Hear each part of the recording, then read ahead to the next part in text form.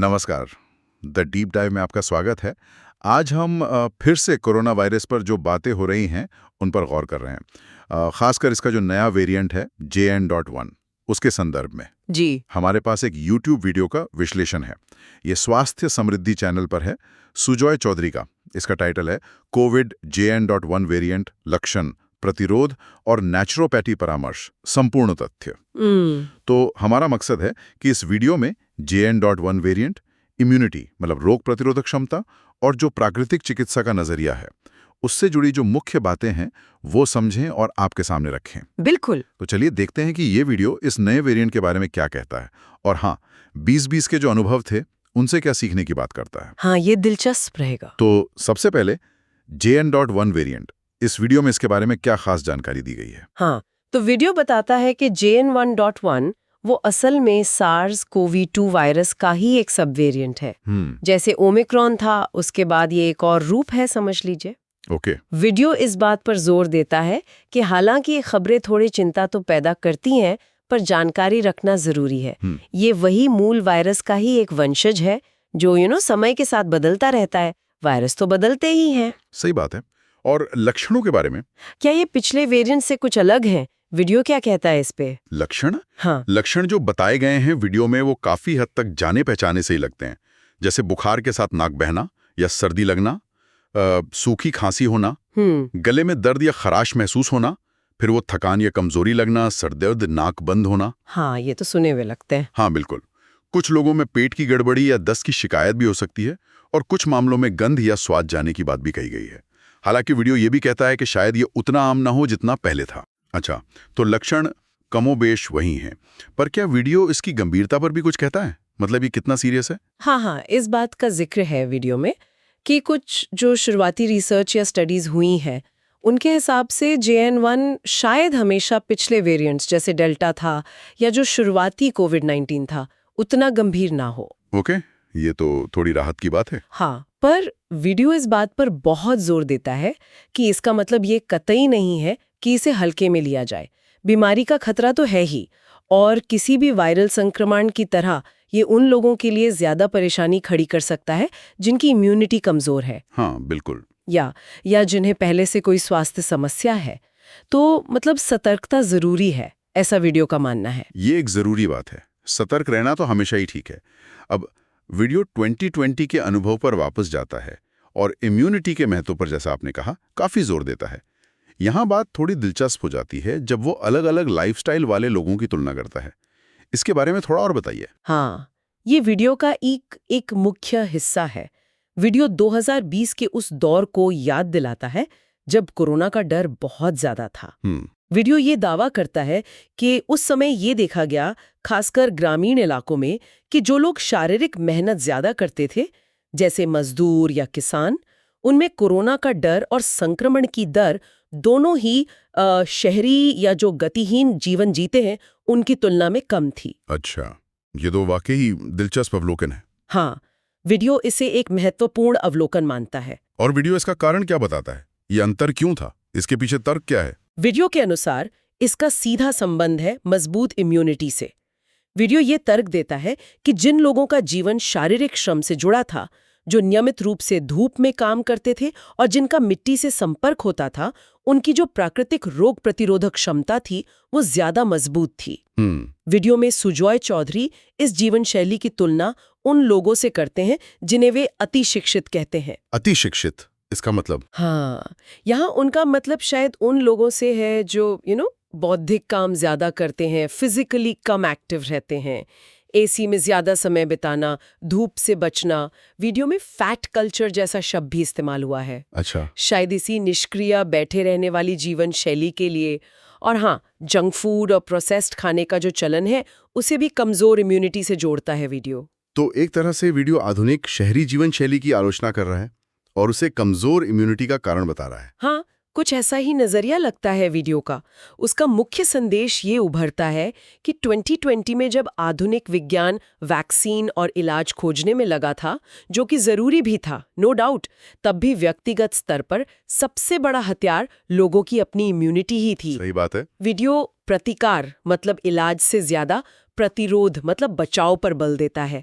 उसका कहना है कि 2020 का सबक यही है कि बीमारी होने पर इलाज तो लेना ही है, लेकिन असली जीत बीमारी को आने से रोकने में है। और इसका रास्ता मजबूत इम्यूनिटी से होकर जाता है। ये वीडियो का केंद्रीय तर्क है। ये एक बहुत महत्वपूर्ण बिंदु है। तो अगर इम्यूनिटी इतनी ही अहम है तो इसे बढ़ाने के लिए क्या व्यावहारिक सलाह दी गई है वीडियो में? मतलब नेचुरोपैथी के नजरिए से क्या सुझाव है? हाँ, इस पर वीडियो काफी विस्तार से बात करता है, कई प्राकृतिक तरीकों की सिफारिश करता है। सबसे पहले आहार पर बहुत जोर है। आहार, क्या खाने की सलाह है? विटामिन सी से भरपूर चीजें जैसे नींबू, संतरा, आंवला, जो खट्टे फल होते हैं। ओके। इसके अलावा अपने किचन में जो आसानी से मिलते हैं, तुलसी के पत्ते, अदरक, दालचीनी, काली मिर्च, हल्दी, लहसुन। हाँ, ये तो सब घर के मसाले हैं। बिल्कुल, इनका नियमित सेवन करने को कहा गया है। वीडियो बताता है कि ये सब प्राकृतिक एंटीऑक्सीडेंट्स हैं और इम्यूनिटी बढ़ाने में मदद करते हैं। इन्हें कच्चा खाएं, जूस में डालें या काढ़ा बनाकर पिएं, ऐसी सलाह है। और मौसमी फल सब्जियों के बारे में क्या? आजकल वो भी कम खाते हैं लोग। हाँ, बिल्कुल सही कहा आपने। वीडियो मौसमी और स्थानीय मतलब सीजनल और लोकल फल सब्जियां खाने पर बहुत बल देता है।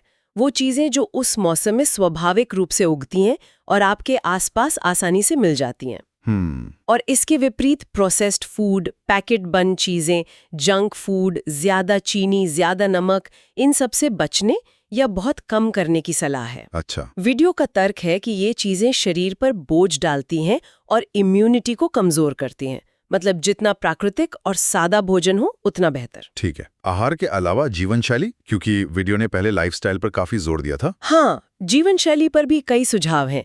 नियमित रूप से योग और प्राणायाम करने की सलाह है। योग और प्राणायाम? जी, वीडियो कहता है कि ये न सिर्फ शरीर को लचीला बनाते हैं बल्कि श्वसन प्रणाली को मजबूत करते हैं और तनाव कम करके इम्यूनिटी बढ़ाते हैं। तनाव का इम्यूनिटी से गहरा संबंध है। इससे पसीना निकले।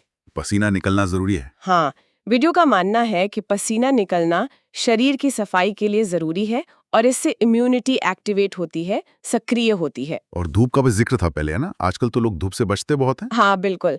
वीडियो धूप के महत्व पर काफी जोर देता है। रोजाना कम से कम आधा घंटा धूप में बिताने की सलाह है, खासकर सुबह की धूप। आधा घंटा, ठीक है। हाँ, वीडियो बताता है कि ये विटामिन डी का सबसे अच्छा प्राकृतिक स्रोत है और विटामिन डी इम्यूनिटी के लिए बहुत जरूरी है। वीडियो एक तरह से प्रकृति के नियमों की ओर लौटने की बात करता है। धूप, हवा, मिट्टी के संपर्क में रहना, जो आधुनिक जीवन में कम हो गया है। सही कहा। शारीरिक स्वास्थ्य के साथ साथ क्या मानसिक स्वास्थ्य पर भी कोई बात कही गई है?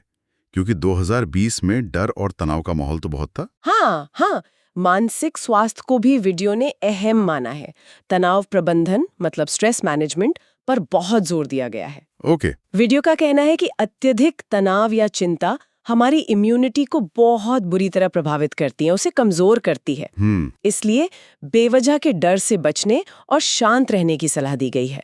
अपने काम पर, अपने कर्तव्यों पर ध्यान केंद्रित करने की बात कही गई है ताकि मन नकारात्मक विचारों से दूर रहे। ये भी जरूरी है। एक और दिलचस्प बात थी, उपवास यानी फास्टिंग का जिक्र। आजकल इंटरमिटेंट फास्टिंग काफी चर्चा में। हाँ, सही कहा आपने। वीडियो उपवास को भी इम्यूनिटी बढ़ाने का एक कारगर तरीका बताता है। इसमें इंटरमिटेंट फास्टिंग का भी जिक्र है, जिसका एक सरल रूप वीडियो ये बताता है कि रात का खाना जल्दी खा लिया जाए और देर रात खाने से बचा जाए। अच्छा, डिनर जल्दी करना। हाँ, वीडियो का मानना है कि जब हम पेट को कुछ घंटों का आराम देते हैं तो शरीर अपनी मरम्मत और सफाई मतलब डिटॉक्सिफिकेशन पर ध्यान केंद्रित कर पाता है, जिससे इम्यूनिटी मजबूत होती है। वीडियो ये भी कहता है कि व्यक्ति अपनी सुविधानुसार रास्ता चुन सकता है, लेकिन शरीर को आराम देना और इम्यूनिटी के बारे में सोचना जरूरी है। तो कुल मिलाकर वीडियो का नजरिया ये है कि आहार, व्यायाम, धूप, मानसिक शांति और यहाँ तक कि उपवास, ये सब मिलकर शरीर की अपनी रक्षा प्रणाली को स्वाभाविक रूप से मजबूत करते हैं। ये एक समग्र दृष्टिकोण लगता है। बिल्कुल, वीडियो का पूरा जोर इसी हॉलिस्टिक या समग्र नजरिए पर है। ये सिर्फ एक गोली या टीके की बात नहीं कर रहा, बल्कि एक जीवन शैली की बात कर रहा है जो हमें अंदर से मजबूत बनाए। ये हमें वापस वीडियो के उस मूल विचार पर ले आता है, बचाव पर ज्यादा जोर, इलाज के बजाय। वो प्रतिरोध बनाम प्रतिकार वाली बात। इस दर्शन को वीडियो और कैसे समझाता है? इसका मतलब क्या है असल में? वीडियो इस अंतर को बहुत स्पष्ट करता है। उसका कहना है कि आधुनिक चिकित्सा अपनी जगह बहुत महत्वपूर्ण है। वो बीमारियों से लड़ने के लिए वैक्सीन और दवाएं विकसित करती है और जरूरत पड़ने पर हमें उनका सहारा लेना ही चाहिए। इसमें कोई दो राय नहीं है। हाँ, बिल्कुल। लेकिन वीडियो ये तर्क देता है कि हमें सिर्फ बीमार पड़ने का इंतजार नहीं करना चाहिए। हमारी असली जिम्मेदारी है अपना प्रतिरोध यानी बचाव का किला खुद मजबूत करना। वीडियो का मानना है कि हमारी आधुनिक जीवन शैली, जिसमें शारीरिक निष्क्रियता है, गलत खानपान है, प्रकृति से दूरी है, तनाव है, इसने हमें वायरसों और दूसरी बीमारियों के प्रति ज्यादा संवेदनशील, ज्यादा वल्नरेबल बना दिया है। अच्छा। वीडियो कहता है कि वायरस तो पहले भी थे, लेकिन शायद वे इतनी आसानी से महामारी का रूप इसलिए नहीं लेते थे क्योंकि लोगों की जीवन शैली और इम्यूनिटी ज्यादा मजबूत थी। तो वीडियो के अनुसार ये सिर्फ JN1 या कोरोना की बात नहीं है, ये एक बड़ी तस्वीर का हिस्सा है। हाँ, बिल्कुल। अगर हम इसे बड़ी तस्वीर से जोड़ें तो वीडियो एक तरह से प्रोएक्टिव हेल्थ मैनेजमेंट की वकालत कर रहा है। प्रोएक्टिव हेल्थ मैनेजमेंट मतलब पहले से तैयारी रखना। जी, ये कह रहा है कि इम्यूनिटी कोई ऐसी चीज नहीं है जिसे आपने एक बार बूस्ट कर लिया और काम खत्म हो गया। इसे लगातार बनाए रखना पड़ता है। इसे रोजाना की अच्छी आदतों से जगाए रखना पड़ता है। सही खाना, नियमित योग व्यायाम, पर्याप्त नींद, धूप लेना, तनाव कम रखना। हाँ, ये एक सतत प्रक्रिया है। बिल्कुल, ये एक सतत प्रक्रिया है। इसका मतलब है कि डर कर बैठने की बजाय अपनी रोग प्रतिरोधक क्षमता को बनाने और बनाए रखने पर ध्यान देना चाहिए। ये है वीडियो का संदेश। एकदम सही। वीडियो साफ कहता है कि डरना कोई समाधान नहीं है। सरकारी दिशा निर्देशों का पालन करना अपनी जगह जरूरी है। जैसे कि अगर मास्क पहनने की सलाह दी जाती है या भीड़ से बचने की, तो उसे मानना चाहिए। हाँ, वो तो है ही। लेकिन आपकी व्यक्तिगत इम्यूनिटी कोई और नहीं बना सकता। वो जिम्मेदारी आपकी अपनी है। वीडियो ये उम्मीद जगाता है कि अगर आपकी इम्यूनिटी मजबूत है तो कोई भी वायरस, चाहे वो JN.1 हो या भविष्य में आने वाला कोई और, आपके शरीर को आसानी से काबू नहीं कर पाएगा। काबू नहीं कर पाएगा। हो सकता है संक्रमण हो भी जाए, लेकिन वो शायद गंभीर रूप न ले। बीमारी होने पर इलाज मौजूद है, लेकिन पहली कोशिश हमेशा प्रतिरोध यानी बचाव की होनी चाहिए। ऐसा वीडियो का मानना है। ये सुनने में एक तरह से व्यक्तिगत सशक्तिकरण जैसा लगता है, मतलब अपनी सेहत की बागडोर काफी हद तक अपने हाथों में लेना। हाँ, बिल्कुल। वीडियो का अंतिम संदेश यही है, प्रतिरोध सबसे बड़ी चीज है और ये हमें खुद बनाना होगा। आज कोरोना का एक वेरिएंट है, कल कुछ और हो सकता है। सही बात है। वीडियो का नजरिया है कि हमें हमेशा डर के साए में जीने की बजाय इन चुनौतियों का सामना करने के लिए खुद को तैयार करना चाहिए। और इस तैयारी का सबसे बड़ा हथियार हमारी अपनी रोग प्रतिरोधक क्षमता, हमारी इम्यूनिटी है, जिससे हमें अपनी जीवन शैली से सींचना होगा। तो संक्षेप में देखें तो इस YouTube वीडियो के विश्लेषण से हमने JN1 के बताए गए लक्षणों को समझा।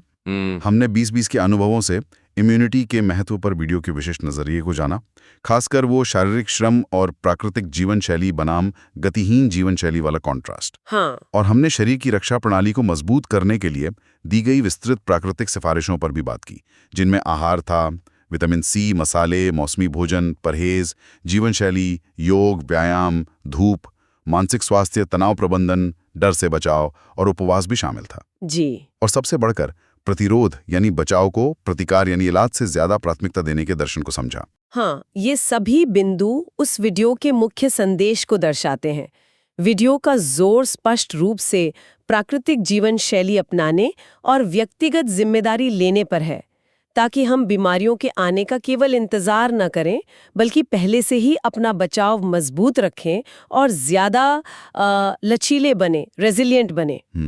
और ये वीडियो बचाव, जिसे जीवन शैली से बनाया जाता है, और इलाज, जो बीमारी होने पर किया जाता है, के बीच एक बहुत ही साफ लकीर खींचता है। यहीं पर एक महत्वपूर्ण सवाल उठता है, जिस पर शायद हम सबको विचार करना चाहिए। हाँ, न केवल इस खास वायरस के संदर्भ में, बल्कि भविष्य की तमाम स्वास्थ्य चुनौतियों का सामना करने के लिए इन दोनों में से कौन सा दृष्टिकोण ज्यादा स्थायी और दीर्घकालिक महत्व रखता है, बचाव या इलाज? हाँ, हम कितना ध्यान केवल प्रतिक्रियात्मक उपायों पर देते हैं, मतलब समस्या आने पर, समाधान खोजने पर, और कितना ध्यान हम सक्रिय रूप से अपनी क्षमता, अपनी सेहत, अपने लचीलेपन को बनाने पर केंद्रित करते हैं। क्या हमें प्रतिरोध पर कम से कम उतना ही या शायद उससे भी ज्यादा जोर नहीं देना चाहिए जितना हम प्रतिकार पर देते हैं? ये सवाल वीडियो हमारे सोचने के लिए छोड़ जाता है। ये वाकई एक गहरा विचार है, सोचने वाली बात है। इस विस्तृत चर्चा के लिए धन्यवाद। धन्यवाद।